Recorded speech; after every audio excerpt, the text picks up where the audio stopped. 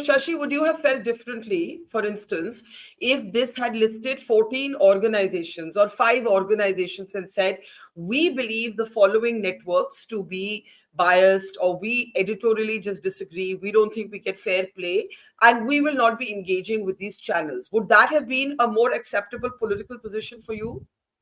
Yeah, absolutely. I mean, in fact, if that is what their conviction is, and they should have stood behind that conviction and taken that stance, then it is of course up to those organizations or those institutions, either to engage with them in a conversation or say that's fine, boycott is whatever, right? But I think that is the more legitimate way of having to go about this, rather than single out individuals who are working within an editorial organization. Because think of what message it sends to the others, right? So what is the message that you're trying to send?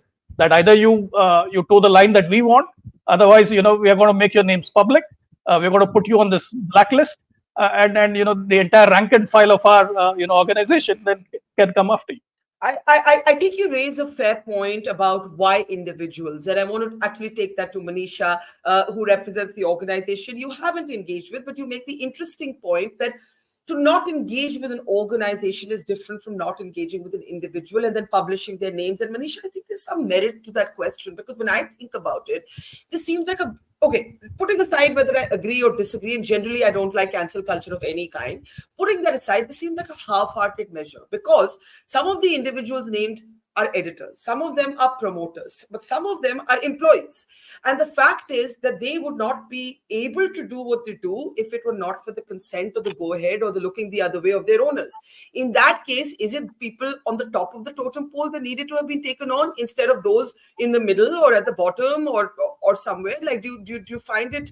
Do you find that problematic, that the people who really wield power in these organizations are not always being held to account, even if this is about holding journalists to account? Manisha. So, I mean, I'm not going to get into the strategy of what India should or should not have done, but I want to just first approach this whole thing as there are two issues here, I think, with the list and the anchors that are on the list. One is outright hate mongering, and the other is hyperpartisanship. Now, when you look at someone like an Aman Chopra or someone like a Sudhir Choudhary, their entire primetime existence from 8 to 9 or 9 to 10, whatever slot they're on, is to demonize Muslims. There's no other thing that they do. It's either video game jihad, or it's thuk jihad, or it's zameen jihad, or it's how Muslims are going to take over India, how they're going to marry your women, how they're going to kill your cows. You're doing nothing but every day sowing division. And I kid you not, I mean, a lot of people, well-meaning people who are defending these anchors, probably don't watch what they're doing. I have seen shows where they're talking about a conspiracy of Muslims spitting into your food, or that the yellow dal that you get in a dhaba that could be owned by a Muslim may have urine in it. These are the kind of debates they're having. Not just the India Alliance. I think even the BJP should boycott it. Any sensible, sane person, and we've made this appeal many times. But why not hold? Why not? Sorry, I'm sorry, I'm interrupting you. Just with a brief interjection. Why not hold their editors or promoters accountable for what you think is hate? You need to hold them accountable. Also, you need to do that, and we go to the level that we want to hold brands accountable, because finally, it's those guys who make these shows possible. Why do you want to sponsor with the show that is doing this day in and day out? The other part is political partisanship. So, hyperpartisanship, that these people are biased against us, which I think is a more complicated problem to deal with. I don't think a boycott can really fix that. And I don't think it is a post 2014 thing. You've always had journalists who are close to power. You've always had people who worked as, propagandists for the government or whatever. But even within that, just want to bring to the attention of your audience that even within hyperpartisanship, we've done this whole survey of the debates that happened over 3 months, when Agni Veer was in news, when joblessness, price rise was in news. And these guys are doing, 12 out of 88 shows are anti-opposition. The shows are day in and day out anti-opposition. All you're doing is questioning the opposition. You've had shows where when that Palghar Sadhu lynching thing happened, you've had Arnab Goswami come on his show and say to his audience that Sonia Gandhi is probably happy and she's giving a report in Italy to her handlers that she's managed to, get sadhus bumped off. That is not hyper-partisanship. You are, so a party is well within its right to then say that, listen, if you're going to say this about us, we don't want to engage with you. Let's one quick response to Shashi, because he mentioned News Laundry. we have done reports on Prasar Bharati and we've done a profile on him. Now it is our duty to reach out to you for responses. You don't respond, that's a different thing altogether. But we are not putting out things against you which are completely, fiction of our imagination, or we're not being fair to you. So I think those two issues are completely different. But of course, you don't want to engage with us, that's a different thing altogether. Okay, all right. But owners be held responsible, I do agree. I do think Okay, let me pick up the last point about hyper-partisanship, which you actually said is a more complicated thing. And I'm sort of glad you make that point because, Ashutosh, hyper-partisanship especially works both ways, right? So if political parties are going to condemn those that they believe are propaganda arms of the government, there are also propagandists on the other side who have openly declared a political position against this government. Now, if the BJP doesn't talk to them, and it's true that the BJP doesn't talk to most of them, but imagine if the BJP were to publish a list and say, we are not talking to so-and-so because you're anti-us. How would you be reacting then? Hyper-partisanship is a very dodgy ground to walk on. Ashu?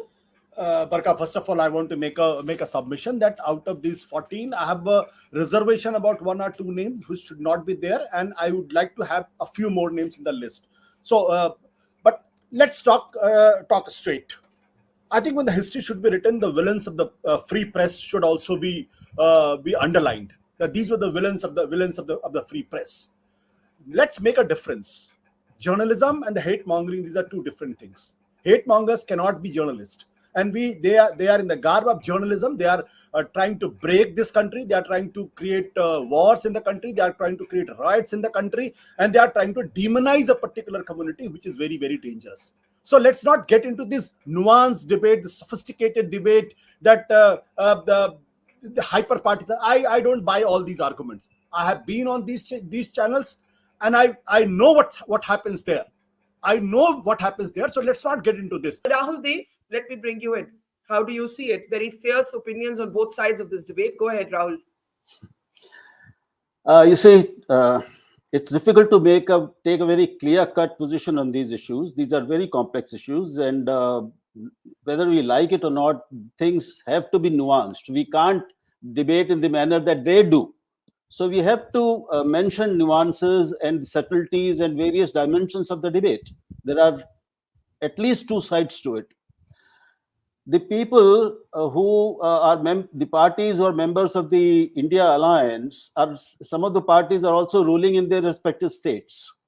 Is their conduct with their state media any qualitatively different from the conduct that we see here? Is the press really completely non-partisan and no pressure of the state government on the media there? As we say, are they really doodh ka dhula completely? All of these, and where does it stop? At the best, boycott is a tokenism. You defend this decision. Do you think it's a slippery slope? Tomorrow there will be such a list by the BJP. At the state level, we know that state governments of either political alliance can be very draconian with journalists. Is this not a rabbit hole that we're hurtling down? Well, let me speak of what I know of the legal profession.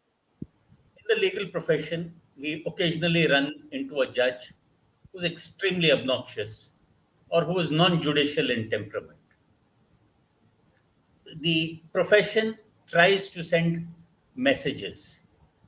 And after a time, sometimes this happens more in the high courts than in the Supreme Court. If the judge concerned is not transferred, the bar just boycotts the judge.